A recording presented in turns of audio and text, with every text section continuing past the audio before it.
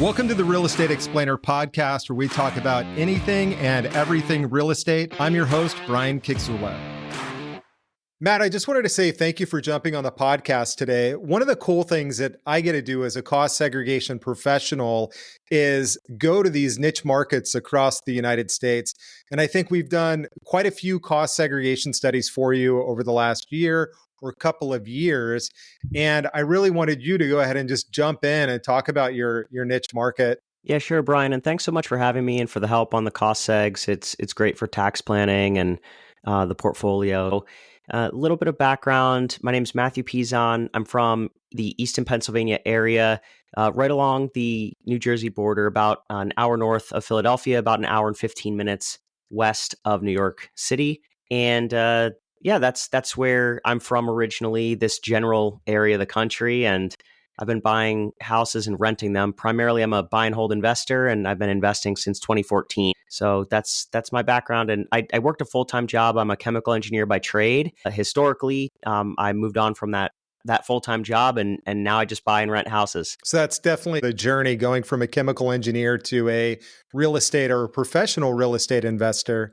And then your local market, what do you think sets it apart? Like I said, I've been up in Hershey, done site inspections on everything from warehouses to bars with bars downstairs, apartments upstairs, which doesn't make the best living scenario, but that's what it was. I've done studies on dorms and college areas. What's really unique about your area? Well, I think that this area of the country is quite unique because we can get to something like half of the U.S. population in under a day's truck drive. So logistics and warehousing and e-commerce are huge here. We also have the proximity to New York, Philadelphia, major population centers, but at the same time, there's space, there's quality of life. There's lower taxes, lower cost of living, affordability, which a lot of folks are chasing right now with how unaffordable housing is. So a lot of guys that are living in New York City or outside of New York that are maybe commuting in, they're down in Philadelphia and they're looking for a lower cost of living. That's right. They don't really have to go too far to achieve that and still be in a major metropolitan area. So I think that's definitely key. Well, that's right. And this MSA is larger than 3 U.S. states. So there's quite a diverse economy between manufacturing, logistics, I mentioned. Healthcare is huge. It's just very diverse. It's not reliant upon one particular sector. And there are jobs and people coming here. The population is going to grow by some 30 to 40% over the next 30 years. So it's poised for growth. And I just so happen to be from here, which also helps me invest. But people and jobs are coming, and people need housing. So that's what my job is here. Yeah.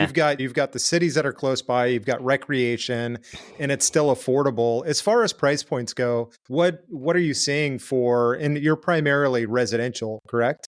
That's correct. Or you mix both residential and commercial? Primarily residential. 98% of what I do is only residential, and most of it is multifamily, but I'm selling off single families, which I used to own, but I'm getting out of that business a little more and more into multifamily apartments. And then let's talk about single family. What is it? What's the price point on a single family, let's say entry level property, or a property that you're looking or were looking at acquiring? Right. So in Allentown, Easton, Bethlehem, it's fair to say maybe $200,000 on average, maybe a little bit less depending on the size, maybe a little bit more depending on the area. In Wilkes-Barre, Scranton, maybe around $150,000. Reading, $125,000 for the city of Reading for like a townhouse. So that's the approximate price point. And then what's, I think, unique about, well, not just your part of the country, but one of the things that's unique about your part of the country is some of the houses that you come across are not built in 1982 or 1972 or 1962. It's more like 1898. Are you seeing do you see a lot of those properties when you're looking at making acquisitions, or when you were looking at making acquisitions on them? That's basically all I buy. I mean, even today for the multifamilies, I buy the older product, and the offers are priced according to what they'll need. So I factor in what I know is going to go wrong. But that's basically what I buy and I make these old homes new again. And I think that's something to really look at, because as someone who's been investing in the property, it's what's going to go wrong on that property when you buy it. And I think that that's one of those things that a lot of people miss when they're looking at jumping into an investment. They'll see the great acquisition costs they can get it. They think they can fix it up and rent it out or flip it. But if you're going in and you've got to do foundation repairs on a property that's 100 years old, you just really need to understand what you're going to do before you make the offer on the property, before you get that under contract. That's absolutely right. And that's one of the best ways to mitigate risks with these older homes, is to know that even though I might not see it now, I know something will go wrong. So I need to price it accordingly, even though I don't know what it is. Just buy deeper. How did you build your team of, let's say, your handyman, your HVAC guys, your plumbers, your electricians? How did you build up the team of help that you need when you're investing in these older properties? Sure. Once there was a need, I would reach out. And back then, 2014, 2015, when I was getting started, it wasn't as common to do Facebook groups and stuff like that. But these days, there are whole groups dedicated to contractors and rehabs.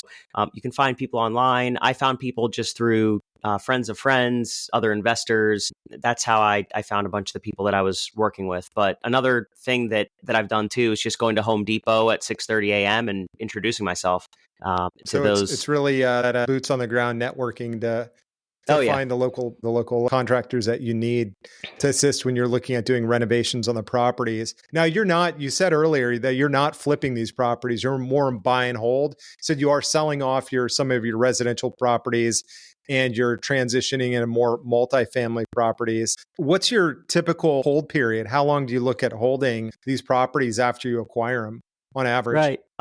That's right. So mostly rentals, although I have been doing, now that rates have gone up, I have started flipping some more single families just because that's what the market has told me to do. I can't really get that good cash out refi anymore. But, so in terms of the rentals, I'm basically selling off the single families and looking to acquire multifamilies at this point. And that's kind of the model that I've taken. And then you're looking at small residential, 2 to 3 units, 4+ units. What's kind of the sweet spot in the area? Usually 3 to 6 units. I bought a couple of 10 units last year, a 12 unit. So it really just depends on what properties are available and which ones I can find. But I'm definitely selling the singles to just try to trade into the multifamily properties at this point. And are you managing the properties yourself? I'm not. I employ third-party management. Maybe in the future that changes, but at least for right now, I have great relationships. So if it ain't broke, don't fix it. That's kind of the way I'm looking at it. But eventually I may want more control.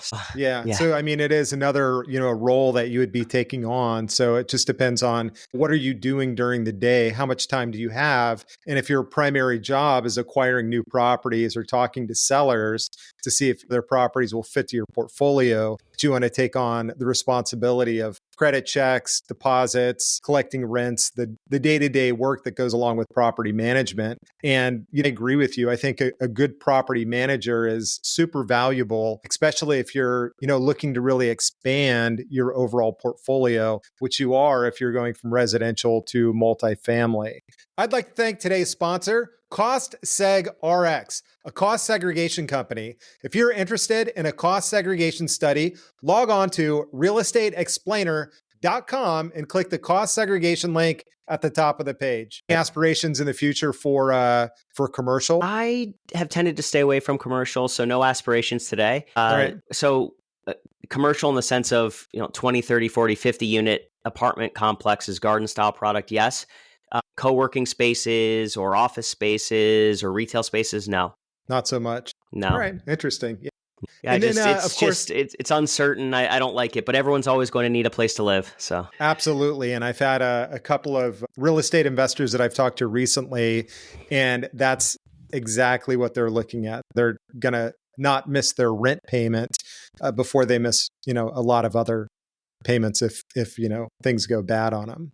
That's right. If you had a flashback, start over and do things all over again, what do you think you would have done to jumpstart your investing career? So I probably would have focused earlier on saving cash. I was really focused on paying down debt and paying off my student loans and stuff like that, but I could have just I took about 3 to 4 years to do that and then go back to school, which I got a scholarship for. So if I could go back and take that 4 years, I would have bought rental property and just let inflation and the tenant incomes erode my student loans versus me working to pay those down. I would have just saved up the cash instead of paying off the debt and just bought property with. Yeah. Instead of tackling your debt up front, which there's let's say some prominent names out there that'll say pay down everything before you buy anything new or take on new debt. And I'm a big fan of leveraging in a very smart way. And I think that that's such, good advice for someone who's looking at getting into just real estate investing. Now, have you looked ever at expanding outside of your local market, or are you just really stay within a certain an area? I usually stay within about an hour's drive of where we're based, Okay. just so that logistically we can go to those areas, do any rehabs. It just gives us options. I don't have strong ambitions to go into other markets at this time because this economy is large enough where in this area where we don't need to. Maybe at some point, if I really want to double down, we could look at a neighboring market, but I don't have any aspirations at this time. No, and I think you're super lucky or fortunate because of the area that you're in. I've got clients that are based out of San Diego or different parts of California, and they are forced to look outside of their market. They have to look at lower cost markets to acquire properties in just because they can't acquire the property, rent it out for a profit.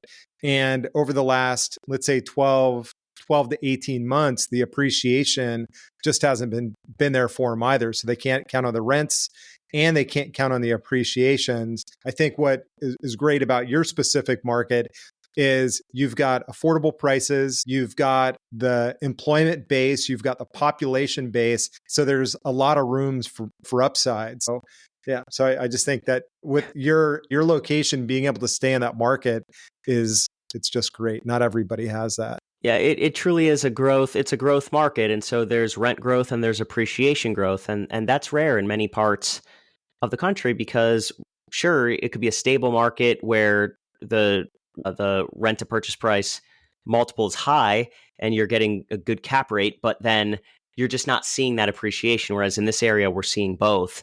And it's just a function of limited housing and strong demand for affordability. And those that own property are the beneficiaries of that demand. Now, some of the other fundamentals that, we look at or you have to look at, and certainly I do, I live in Florida, it's insurance. So your homeowner's insurance and your property taxes. How do those two items tie in Pennsylvania? Sure. Property tax as a percentage of purchase price, around 1.5% to 2% generally. It could be slightly higher than that, but that's generally what we see. There's transfer taxes and other things that are unique to specific areas. Insurance is quite affordable. I might pay on a single family home $1,000 a year on the high end for a property. So that'd be about 0.5%. I don't know what it's like in Florida, but that's about what it is here, and it's pretty affordable. I'm usually paying maybe $800 or $900 for a single family. So we're getting crushed. Yeah, I was gonna say it's probably much more than that in Florida. Yeah, back-to-back hurricanes almost every year has really it's just put a strain on the insurance market. So that's something that we're trying to figure out, or I know Florida's trying to figure out. And I know that other parts of the country have to deal with, property taxes that are through the roof. How about property taxes as far as are you subject to, the changing valuations of the property year after year driving property taxes up as well? It's not yearly. It might be every 10 years and the county will come through and reassess all the homes. So now what they'll do year to year is that 10-year assessment would drive larger increases, but the school district, the city, the county, they'll adjust their millage. A lot of times, Allentown has been holding the line for a long time, but then they just started to increase again. And so it's just the school district has been increasing. So it just kind of depends, but it's a small percentage of the overall cost stack. So, but generally the increases have been somewhat restrained. Now it depends who you talk to, but what their opinion is on it. But the increases have been okay in our areas. Now I foresee that they'll increase more coming up as appreciation has increased and the the tax collectors see that, but it's been manageable so far. That sounds great. So to have the stability with, because your taxes and insurance can definitely kill you.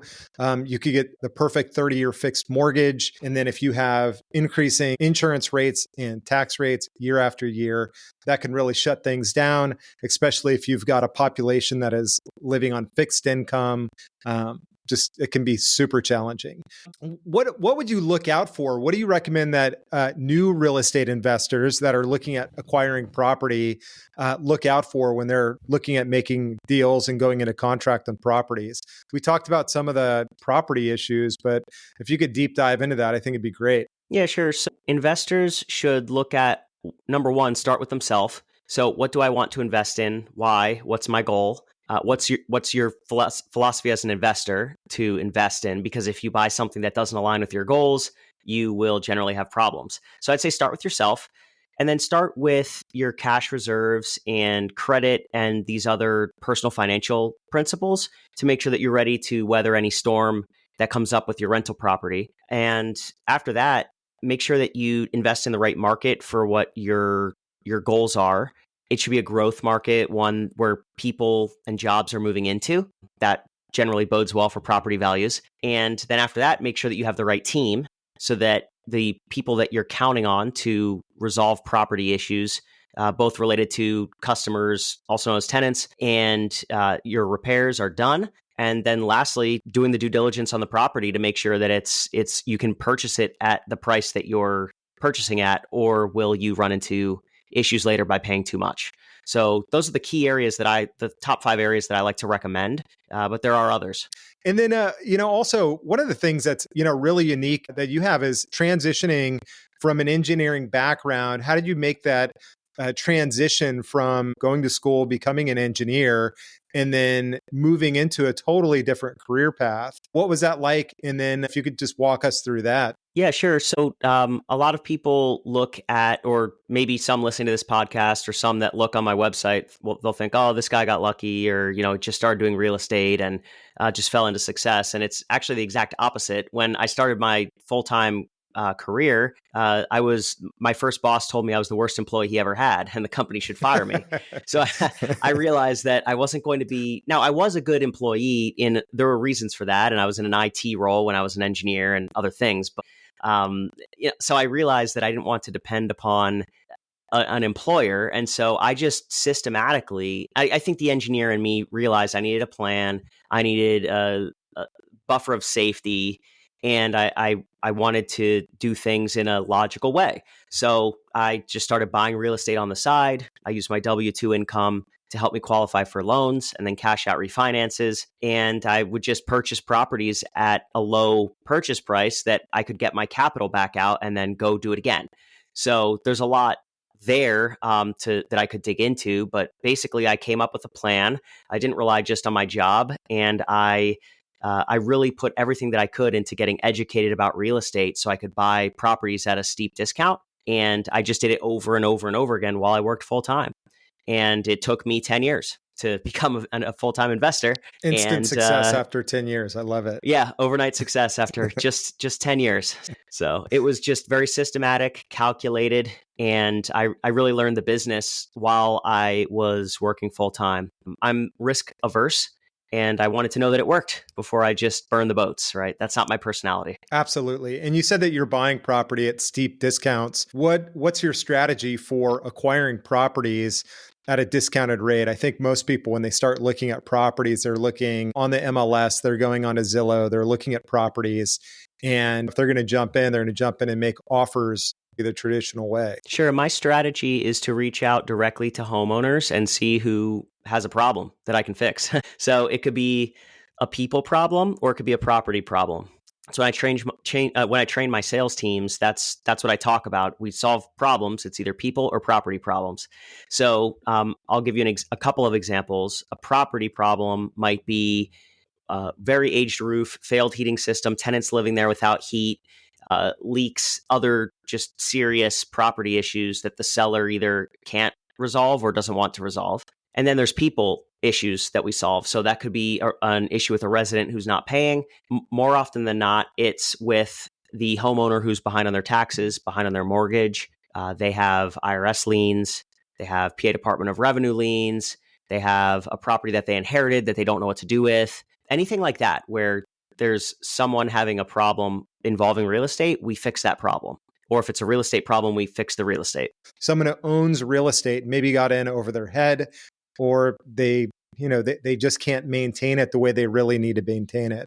If Right. you have tenants in your property, you're becoming a landlord, you're looking at investing in property, you have a real responsibility to the people that live in your properties. Yes. You need to make sure that they've got running water and they don't have leaky roofs and the HVAC systems are up to par. You can't just run them into the ground and collect rents every month. So I think that that's so important. So it's really understanding what you're getting into and having the means then to step in and solve the problem, meaning acquire the properties, remedy any issues that there are, and then just it's a win-win. Well, that's right. Someone, properties go on the MLS and they sell for market rate because there's nothing wrong with them. But if you're going to take the risk to take on a property that a bank won't finance, that needs a whole bunch of repairs. So not only that, so you need, first of all, you need to have the wherewithal to do that. You need to have the money to do that. You need to have the skills and time to do all that. And if the seller had those things, they would have fixed the problem. So you can't, there's not something for nothing. Like if the seller were able to do all those things and sell for the retail value, they would, but they can't for a certain reason. So as the investor, I come in and fix all of those things and resolve blight in the community in the process, because a lot of times these homes have problems. And it's like, well, it's like people walking down the street. Well, someone should fix this. Someone should fix that property. Someone should fix that property. I'm the guy that does those things, but it has to be done at a profit. Otherwise, it's not sustainable. So it's the way that the profit comes is by getting a property at a steep enough discount where doing all those things can make sense financially. I love that. I think what you just said is, really great too about fixing blight in communities. And it is so cool to watch neighborhoods transform when investors step in and they really start fixing up neighborhoods. Definitely want to say thank you for jumping on the podcast today. It's always cool to kind of take that pen and drop it on the map and zoom in and really look at areas or niche markets across the United States that a lot of people just don't know about. If anybody that's listening is interested in getting in touch with you, what is the best way for them to get connected? Absolutely. At pezonproperties.com. That's the direct home buying website. So they can find us there. And then will you spell that out? Oh, sure. Yep. It's PEZON properties.com. Pezonproperties.com. Perfect. Well, thank you for being on the podcast today. And I know I'll talk to you real soon. Thanks for having me, Brian. If you'd like to get connected with today's guest, log on to realestateexplainer.com and click the Get Connected button on the homepage.